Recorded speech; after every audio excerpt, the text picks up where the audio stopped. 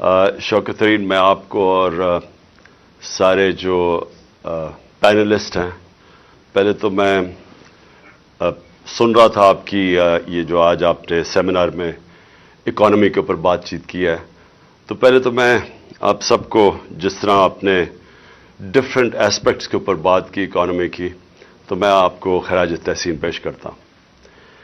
دیکھیں، میں جو اکانومی کے حالات ہیں، پہلے میں آپ کو سب کو ریمائنڈ کروا دوں کہ ہم جب 2018 میں آئے تھے تو حالات تب بھی بہت برے تھے، اور جو سب سے بڑا مسئلہ ہمارے سامنے تھا وہ کرنٹ اکاؤنٹ ڈیفیسٹ تھا، کیونکہ پاکستان پھنستا ادھر آ کے ہے۔ ہم نے کبھی اپنی ایکسپورٹس کے اوپر زور نہیں لگایا، ہمارے سامنے ایسٹ ایشین ٹائیگرز بنے، چائنا کو ہم نے دیکھا پچھلے 30 سال میں آگے بڑھتے ہوئے، ساروں نے بیسکلی ویلتھ کریشن کی ایکسپورٹس بڑھا کے۔ یہاں تو میں نے کبھی کسی کو مجھے کبھی کسی نے نہیں بتایا کہ جناب سارے ملک کو ویلتھ کریشن ایکسپورٹس کو بڑھانے کے لیے سارے ملک کو توجہ دینی چاہیے، کیونکہ اگر آپ کی ایکسپورٹس ہی نہیں بڑھیں گی تو یہ جو مرضی آپ کر لیں، جیسے اکانومی گرو کرے گی پھنس جائے گا جا کے کرنٹ اکاؤنٹ آپ کا، اور وہ پھر جب ڈیفیسٹ ہوتا ہے پھر وہ سارا وہ بوم بس سائیکل پھر سے شروع ہو جاتا ہے۔ تو ہمارا تب بڑا تھا، اور مجھے یاد ہے کہ بڑی مشکلوں سے ہم نے پہلا 1 سال سروائیو کیا، اور مجھے ابھی بھی یاد ہے کہ اگر ہمیں سعودی عربیہ، UAE اور چائنا ہیلپ نہ کرتے تو ہمارے پاس پیسے نہیں تھے اپنی لائبلٹیز دینے کے لیے، تو وہ بڑا ٹائملی انہوں نے ہماری مدد کی۔ اور اس کے بعد جیسے ہم تھوڑا سٹیبلائز ہو رہے تھے تو پھر کووڈ-19 آ گئی۔ تو کرونا کا میں صرف آپ سب کو کہنا چاہتا ہوں کہ وہ بھی ایک بہت بڑا کرائسس تھا دنیا کے اندر۔ آپ جب دیکھ رہے ہیں کہ کیسے لوگوں نے کوپ کیا ہے کووڈ-19 سے، تو جو ہمارا اس وقت تھا وہ ہمارا ایک بہت ہی بڑا ڈائلیما تھا سامنے، کہ اگر ہم لاک ڈاؤن لگا دیتے، جو اس وقت میرے اوپر ساری دنیا سے، یعنی ملک سے پریشر تھا، لیکن ساری دنیا میں دیکھ رہے تھے کہ اٹلی، اسپین اور پھر انگلینڈ کے اوپر لاک ڈاؤنز لگ رہے تھے، تو مجھے سارے زور لگا رہے تھے کہ جی آپ بھی لاک ڈاؤن لگائیں، اور بڑی تنقید ہوئی میرے پہ۔ لیکن میرا تو بیسک سوال یہ تھا کہ پہلے ہماری اکانومی ہم نے 1 سال سٹیبلائز کرتے کرتے اس کو بالکل سکویز کر دیا تھا، ہماری گروتھ ریٹ بالکل گر چکی تھی۔ تو اس کے بعد ہم کووڈ میں اگر شٹ ڈاؤن کر دیتے اپنی اکانومی تو یہاں تو لوگوں نے بھوکے مر جانا تھا۔ اور پلس کبھی بھی کسی نے مجھے جواب نہیں دیا، میں سب سے پوچھتا تھا کہ دیہڑی دار کا کیا بنے گا جو پیسہ کما کے بچوں کو کھلاتا ہے، تو کسی کے پاس جواب نہیں تھا اس کا۔ اینی وے، وہاں ہم نے بڑے بولڈ فیصلے کیے، اور مجھے بڑا فخر ہے اپنی ساری ٹیم پہ کہ ہم نے بڑے انوویٹو قسم کے فیصلے کیے۔ میں نے خود پھر وہ جو IMF کی ہیڈ تھی ان کو میں نے خود ٹیلی فون کر کے بڑی مشکل سے کنونس کیا کہ ہمیں جو IMF کا پروگرام ہے اس سے ہمیں آپ کو تھوڑی لیوے دینی پڑے گی، نہیں تو ہمارے یہاں لوگ بھوکے مر جائیں گے۔ اور اس سے پھر کنونس کر کے ہم نے اپنی ایگریکلچر کے اوپر پوری، خاص طور پہ کنسٹرکشن انڈسٹری کے لیے پھر ہم نے ان سے خاص رعایت لی، انسینٹیوز لیے، اور ہم نے ہماری جو کنسٹرکشن انڈسٹری تھی اس کے اندر جو گروتھ ہوئی اس نے ایکچولی روزگار بھی بچا دیا لوگوں کا، اور ہماری جو گروتھ ریٹ تھی اس کو بھی آہستہ آہستہ پک کرنا شروع کیا۔ اور جو تیسرا اور چوتھا سال تھا اس کے اندر ڈسپائٹ کووڈ ہماری جو مینشن کیا ہوگا 5.7% گروتھ ریٹ تھی، اور جو آخری سال میں 6% تھی۔ تو ہم ایک بڑے یعنی ڈبل کرائسس سے نکلے تھے، ایک تو پہلے ہی ہمارا جو میسو کرنٹ اکاؤنٹ ڈیفیسٹ تھا، اور دوسرا کووڈ کا جو مسئلے آئے۔ اب کوشچن سب سے پہلے تو یہ ضرور پوچھنا چاہیے کہ ادھر سے جب یہ رجیم چینج کی گئی تو مجھے ابھی بھی سمجھ نہیں آئی کہ جو رجیم چینج کرنے والے تھے کیا انہوں نے ریئلائز کیا کہ ساری دنیا میں کموڈٹی سپر سائیکل آیا ہوا تھا، انرجی پرائسز ساری دنیا میں اوپر چلے گئے تھے، اور کیا انہوں نے ریئلائز نہیں کیا کہ ہم بڑا ایک بیلنسنگ ایکٹ کر رہے تھے پاکستان میں۔ ہر روز میں جب آفس جاتا تھا تو سب سے پہلے ہماری ہوتی تھی کہ ہمارے ریزروز کا کیا حالات ہیں، ہماری ایکسپورٹس بڑھ رہی ہیں، یعنی خوف یہ ہوتا تھا کہ ہم اپنے اس کو کرنٹ اکاؤنٹ ڈیفیسٹ کو کنٹرول کریں، کیونکہ تیل کی قیمت $100 سے اوپر چلی گئی تھی. لیکن جنہوں نے جب یہ ہمیں پتا چلا کہ سازش ہو رہی ہے، تو میں نے خود اور پھر میں نے شوکت ترین کو بھیجا بتانے کے لیے نیوٹرلز کو کہ دیکھیں اگر آپ جو واقعی کہہ رہے ہیں آپ نیوٹرل رہیں گے اور اس سازش میں، تو یہ کنٹرول نہیں ہوگی اکانومی کسی سے. یہ اس کا جو امپیکٹ پڑے گا پولیٹیکل ڈی اسٹیبلائزیشن کا، تو اس کا ڈائریکٹ امپیکٹ آپ کی اکانومی پہ پڑے گا، اور وہ آگے فیجل قسم کا بیلنس ہے اور ساری دنیا میں ایشوز ہیں. تو یہ جو اکنامک مینیجرز جن کو ہماری جگہ لایا جا رہا ہے، ان کا تو ٹریک ریکارڈ 30 سال کا ہے. وہ کون سا گولڈن ایرا تھا جب انہوں نے کوئی اکانومی کو بڑا اچھا سنبھالا تھا؟ کیونکہ 90s کے اندر ڈاکٹر عشرت حسین اپنی کتاب میں لکھتے ہیں کہ 90s سے پہلے پاکستان تو سارے سب کانٹیننٹ میں اکنامک انڈیکیٹرز پاکستان کے بہتر تھے. 90s میں ہم پیچھے جانا شروع ہوئے جب سے یہ دو خاندان آئے ہیں. تو ان کا کون سا ٹریک ریکارڈ تھا کہ انہوں نے کسی ملک کو اکانومی کو سنبھالا تھا کہ ان کو پھر لایا جا رہا تھا؟ اور وہی جو آج ہوا ہے یہ ہونا ہی تھا. اور میں نے اس سے 5-6 مہینے پہلے میں نے یہی پریڈکٹ کیا تھا کہ یہ جو گورنمنٹ آئی ہے انہوں نے ملک کو ڈیفالٹ کی طرف لے جانا ہے. اور میرے اوپر انہوں نے کہا جی آرٹیکل 6 لگا دینا چاہیے، غدار ہے یہ ملک کا. تو آج اب جدھر ہم کھڑے ہیں، کوشچن تو اب یہ ہے کہ اسے نکلنا کیسے ہے.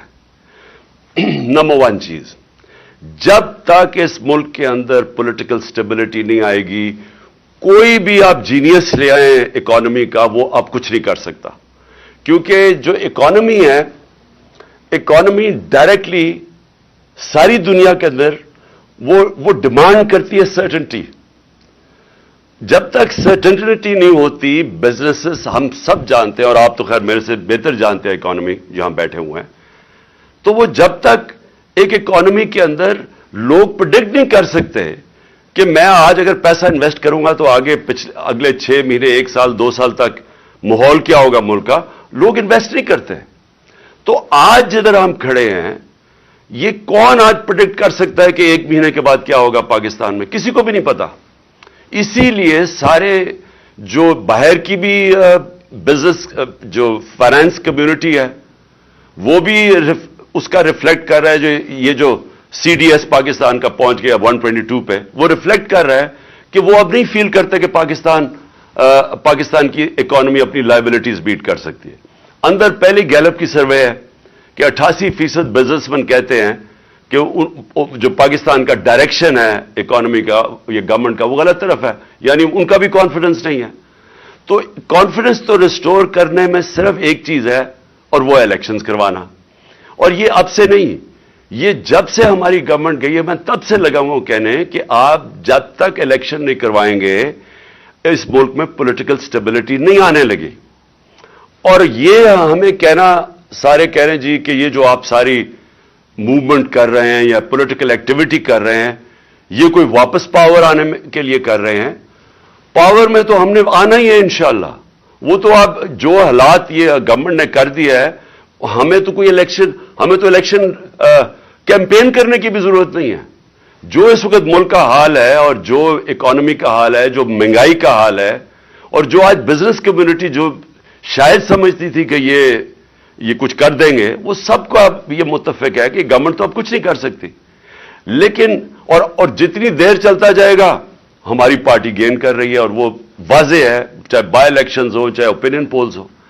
لیکن مجھے جو خوف آ رہا ہے کہ یہ پاکستان کو ادھر لے جائیں گے جدھر یہ سب کے ہاتھ سے باہر نکل جائے گا.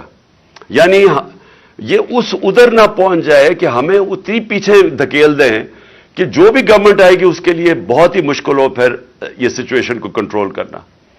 تو میری number 1 free and fair elections, اور یہ جتنی جلدی ہو سکے یہ ہماری ریوائول کی بگننگ وہ ہوگی. یعنی ہم پھر سے شروع کریں گے اپنے ملک کو اٹھانے کے لیے. وہ ہوگا ہی تب جب کہ ایک گورنمنٹ آئے اور گورنمنٹ آئے اچھی اکثریت سے.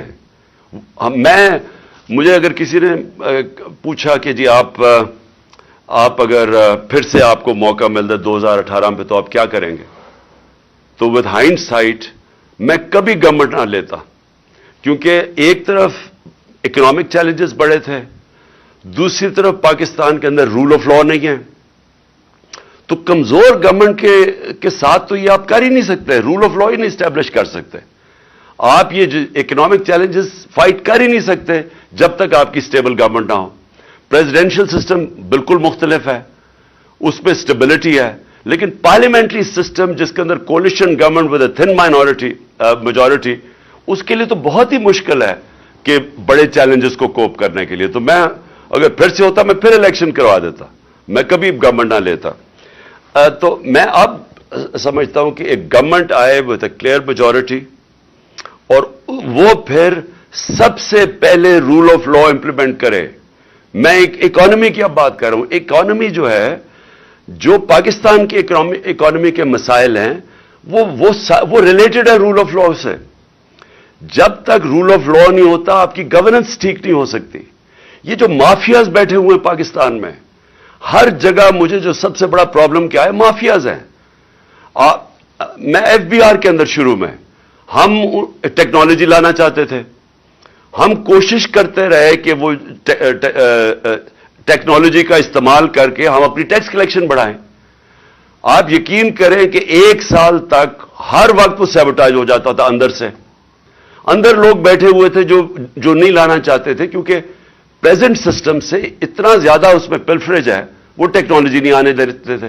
جب اینڈ میں مجھے افسوس یہ ہے کہ جب فائنلی ہم نے یہ بریک ڈاؤن کر کے اور ہم پہنچ گئے ٹریک اینڈ ٹریس سسٹم پہ، یہ جو سیلز ٹیکس کی ایویژن ہے وہ بلینز اور بلینز میں ہے، وہ ہم نے جب ٹیکنالوجی وہ لے آئے، اور دوسرا پھر ہم نے یہ ڈیٹا بیس، نادرا کے ڈیٹا بیس سے ٹیلی کر کے، شوکت تری نے پتہ نہیں مینشن کیا یا نہیں، ہم نے آئیڈینٹیفائی کیے ٹیکس پیئرز جو کہ اچھے لائف سٹائل ان کا تھا لیکن زیرو ٹیکس دیتے تھے، وہ ہم نے بیس بڑھانے کے لیے ادھر ہم پہنچے، تو انفارچونیٹلی تب ہماری گورنمنٹ گرا دی گئی۔ تو نمبر 1 چیز ہے کہ پاکستان میں ایک طاقتور government rule of law establish کرے۔ یہ جو مافیاز ہیں ہر جگہ، شوگر مافیا ہے، یہ سیمنٹ ہے، سب سے بڑا مافیا ریل اسٹیٹ مافیا۔ آپ سوچ نہیں سکتے کہ ان کی اب اس وقت پاور کیا ہے۔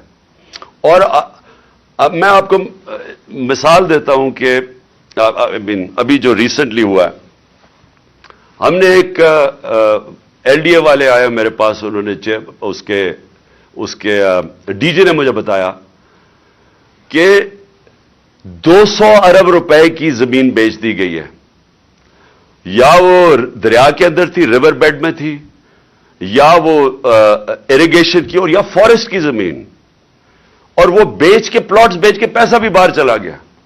تو میں نے ان سے پوچھا تم نے کیوں نہیں ایکشن کیوں نہیں لیا؟ انہوں نے کہا ملٹیپل ایف آئی آرز کاٹی، پولیس کو پیسہ کھلایا ہوا تھا، پولیس نہیں وہ اس کو اپروچ کرتی تھی۔ انہوں نے جب لوگ اپنے بھیجے، انہوں نے باقاعدہ مارا ان کے لوگوں کو، اور الٹی ان کے اوپر ایف آئی آر کاٹ دی۔ انہوں نے جو بھی ڈپارٹمنٹس جاتی تھی نیچے سے پیسے، اتنا پیسہ ہے اس میں، تو آپ یہ سوچ لیں کہ یہ ہر لیول پہ چل رہا ہے۔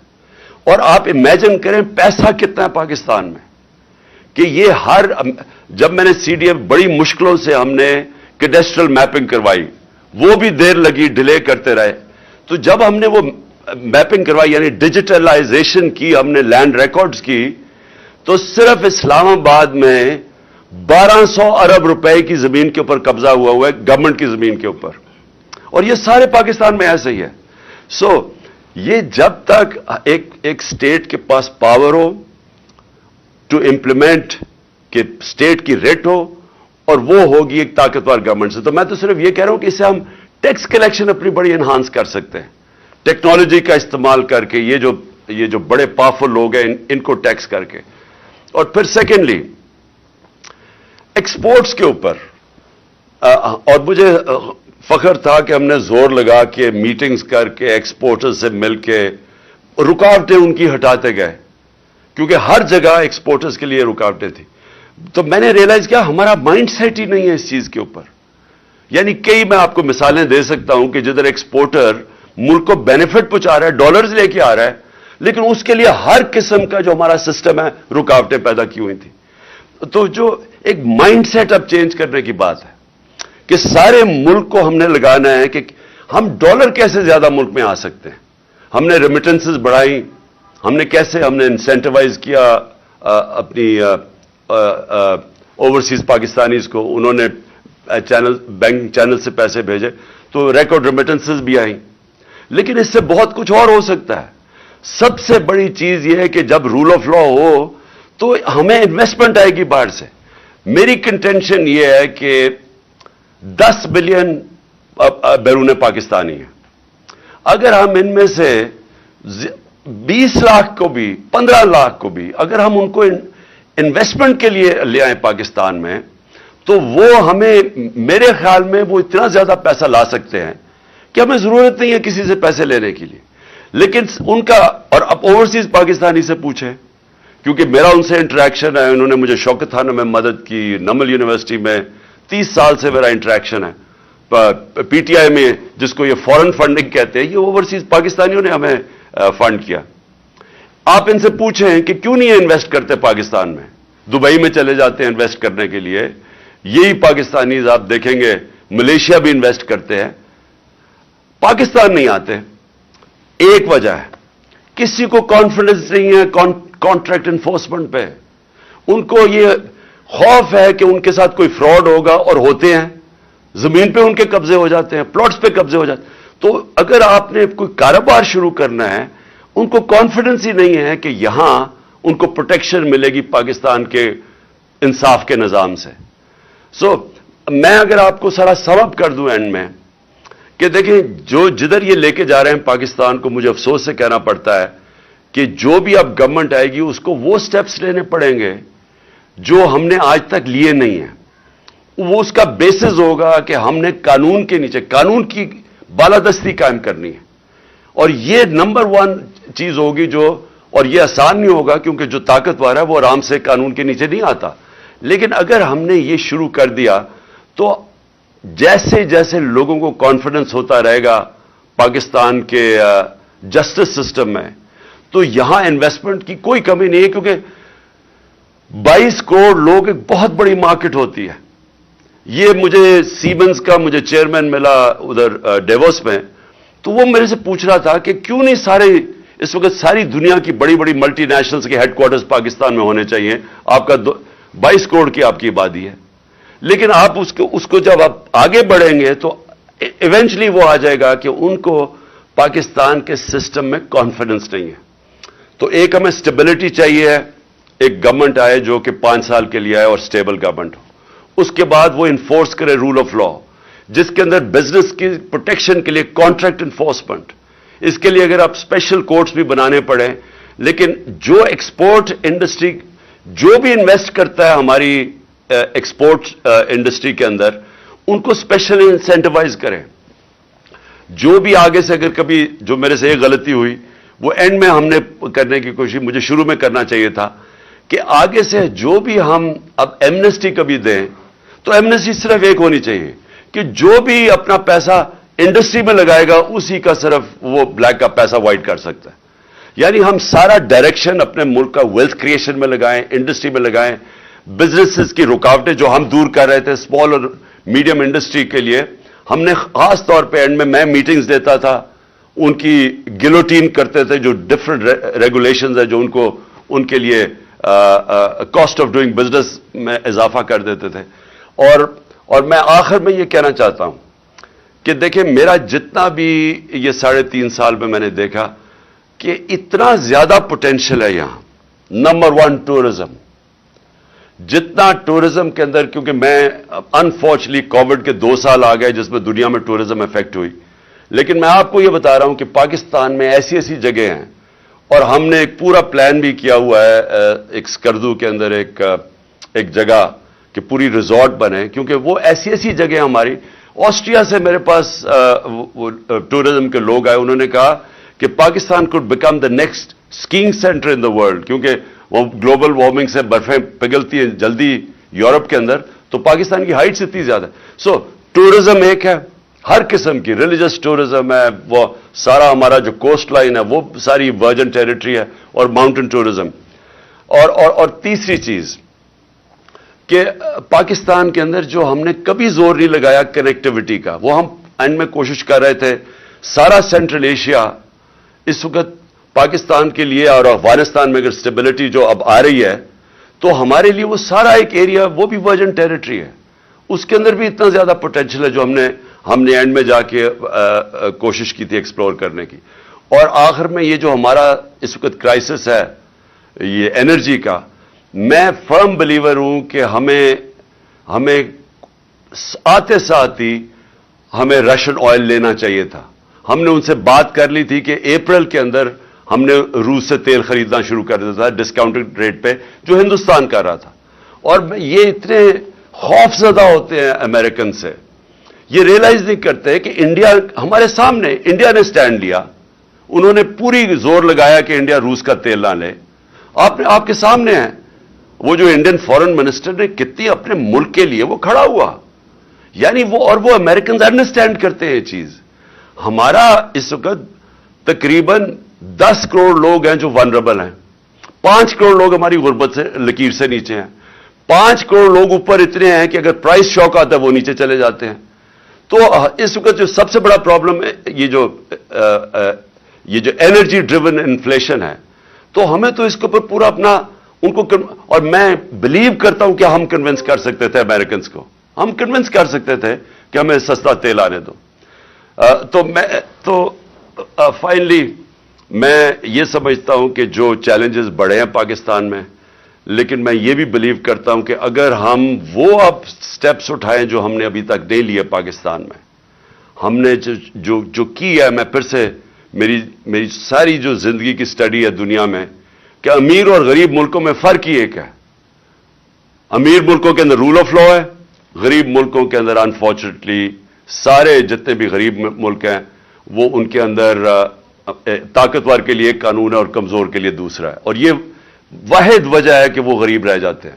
نائجیریا تیل کے اوپر بیٹھا ہوا ہے, غربت ہے, کیونکہ رول آف لا انڈیکس کے اوپر نائجیریا 7% ہے. سوئٹزرلینڈ وداؤٹ ریسورسز خوشحال طبقہ ہے کیونکہ 99.9% رول آف لا ہے. ساری ویسٹرن ڈیموکریسیز 90% سے زیادہ ہیں. تقریباً ساری مسلمان دنیا 20% سے کم ہے اور پاکستان 10% سے کم ہے. تو جب تک یہ جو اصل ایشو ہے, خوشحالی آتی ہے رول آف لا کے بعد, انصاف ہوتا ہے تو خوشحالی آتی ہے. یہ جو کہ دنیا کے ایکسپیرئنس پہ ثابت ہو گیا. اور میں بھی یہ سمجھتا ہوں کہ ہمیں اگر اللہ نے موقع دیا تو جو سب سے امپورٹنٹ چیز ہے ہم نے اسٹرینگتھن کرنا ہے اپنا انصاف کا نظام. Thank you.